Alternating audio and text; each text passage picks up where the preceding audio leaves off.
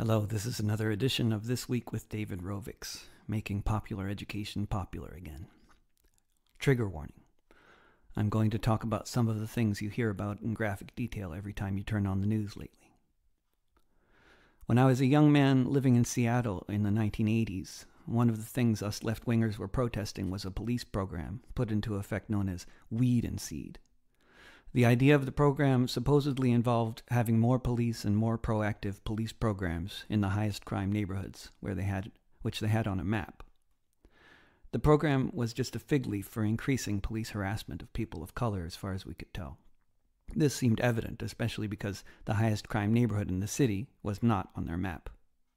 That neighborhood was Frat Row in Seattle's University District, near where I lived. In this neighborhood, the rate of sexual assault was something like 3 times higher than anywhere else. This was certainly common knowledge on the left in Seattle among my friends back then. But for some reason, this wasn't the big concern for the Seattle Police Department at the time. Having grown up in the suburbs of the United States, we all knew why. It was nothing new. The revered members of society where I grew up, the Society of High Schools across the United States, were male football players.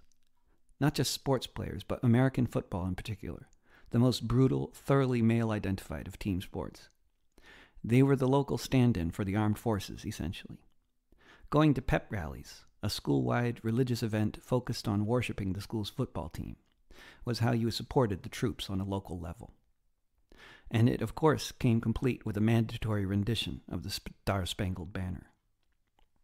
When the entire football team was caught peeing on the walls inside a suburban home where the entire football team was attending a party, circa 1983, there was talk of suspending the team, or maybe the entire football program, but it never happened. Their entitlement was almost absolute. These boys could essentially do no wrong, and their weekly outrages were constantly reinforced by a stream of movies such as Animal House, which, let's not forget, became a TV series as well as a movie. I remember I watched it when it came out like most everybody else I knew in Wilton, Connecticut back then. This kind of behavior wasn't unique to football players and frat boys, but it was certainly more prevalent in those circles and more accepted. I didn't have any friends in that crowd in high school. My interactions with them were limited to being shouted at as I walked past them in the cafeteria for some offense related to my effeminate appearance or political buttons. I knew a boy who played football in the rural neighborhood in northwestern Connecticut where I spent almost every summer of my youth, though. We didn't have much in common and didn't hang out much, but there were only a few kids around on the mountain, and we all came from out of town, or in his case, out of state.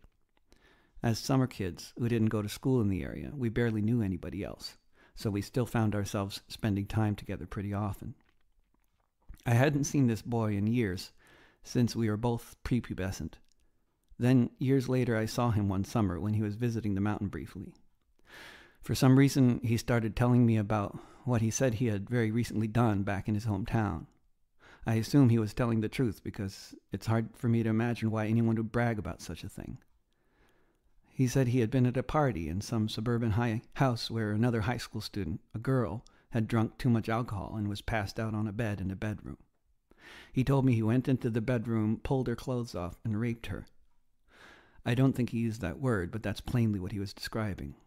Having sexual intercourse with a sleeping girl he didn't know, obviously very non-consensual sex by any conceivable definition. He then went on to laugh about how hard it was to put her clothes back on. He talked about how much he needed to accomplish this task in order to try to hide his crime, though he also didn't use that word. I don't know if he expected some kind of solidarity from me, but I thought he might have been looking for some kind of empathy or understanding. All I could think about was what a horrible thing that was to do to someone.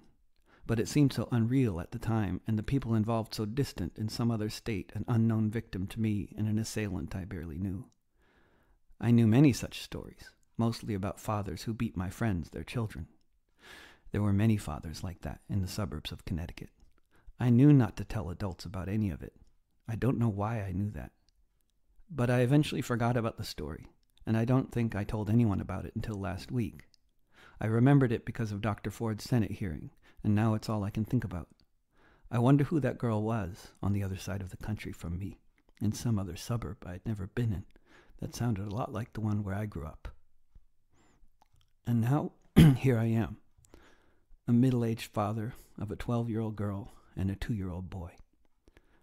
I heard a sexual assault survivor on the radio talking about how completely most kids lack any kind of education in the concept of consent and other essential things they need to understand well before they ever become sexually active. As a parent, it seems to me that the best thing we can do overall is to raise kids in a way that they know they matter deeply, and everybody else does too. We need to break this cycle that continually produces more male violence. This will require completely transforming our schools and just about every other aspect of so-called popular culture that is shoved down our throats daily by the rape culture that produced those scenes in Animal House and other movies that have been in the news so much lately. And we also need to raise powerful, self-confident, passionate, compassionate, loving children who grow up to be self-confident, compassionate, loving boys, girls, and others.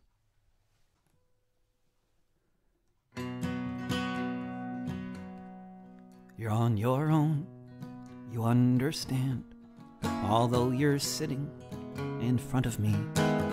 The world's big, the world's beautiful, there's so much for you to see.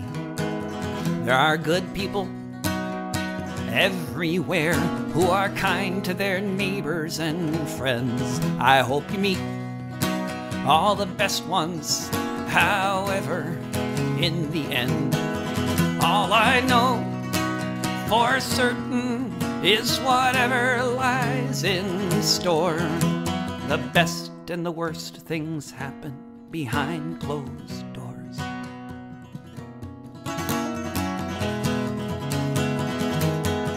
You're on your own, I can't protect you. I can only hope I raised you well. So if you're in a situation, you might have the wherewithal to tell. Is this good? Is this exactly what I really want to do? Because what you want is what matters here, and I hope you know that's true.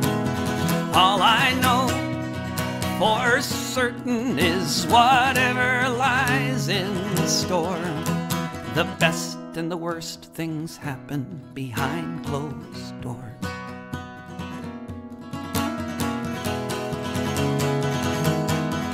You're on your own, along with billions of people trying to find their path.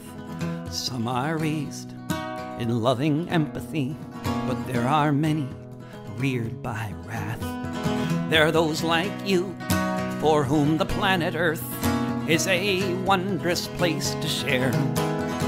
But there are many who seem only to have learned how not to care. And all I know for certain is whatever lies in store. The best and the worst things happen behind closed doors.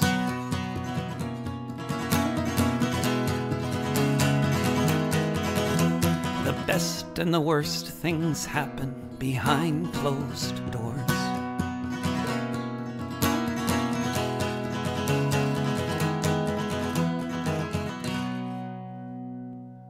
This has been another episode of This Week with David Rovics, available wherever you get your podcasts.